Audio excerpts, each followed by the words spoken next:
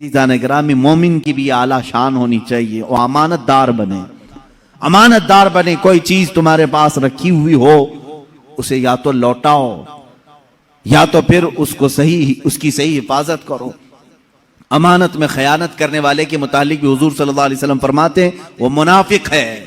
ایمان والا امانت میں خیانت نہیں کرتا۔ اب اگر اس کے مفہوم کو میں طویل کروں تو بہت لمبا ہو جائے گا۔ کیا چیز امانت ہے؟ چلو میں نے آپ کے پاس 100 روپے دیے، آپ 100 روپے واپس لوٹائیں گے تو آپ امانت دار، بات صحیح ہے؟ اور اگر کم کر کے لوٹایا تو خیانت دار۔ یہ فارمولہ معلوم ہے؟ اب سنو، اللہ رب العزت نے تمہیں کیا کیا چیزیں امانت میں دی ہیں۔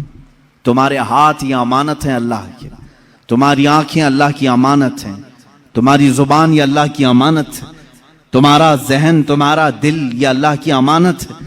قرآن میں اللہ نے فرمایا ثم لتسألن یومئذ عن النعیم، قیامت کے دن پھر میں اپنی ہر نعمت کے بارے میں پوچھوں گا۔ میں نے فلاں چیزیں تجھے دی تھی امانت کے طور پر، واپس پلٹا۔ اگر ہم نے صحیح سلامت اللہ تک کی امانتیں لوٹائی تو امانت دار ہیں، ورنہ خیانت داروں میں اٹھائے جائیں گے۔ مجھے بتاؤ میرے عزیزو، کیا ہم خیانت کے ارتکاب میں نہیں ہیں؟ آج ہماری آنکھوں کا وہی استعمال ہو رہا ہے جو مولا چاہ رہا ہے؟ کیا ہماری انگلیاں، ہمارے ہاتھ، ہمارے پیر محفوظ ہیں؟ اللہ نے جس مقصد کے لیے ان کو پیدا کیا اسی مقصد پر ہم نے ان کو لگایا ہے؟ تو اگر ہم نے غلط استعمال کرنا شروع کیا ہے تو اللہ کی امانتوں میں خیانت ہو رہی ہے۔ قیامت کے دن خیانت کرنے والوں میں حشر ہو سکتا ہے۔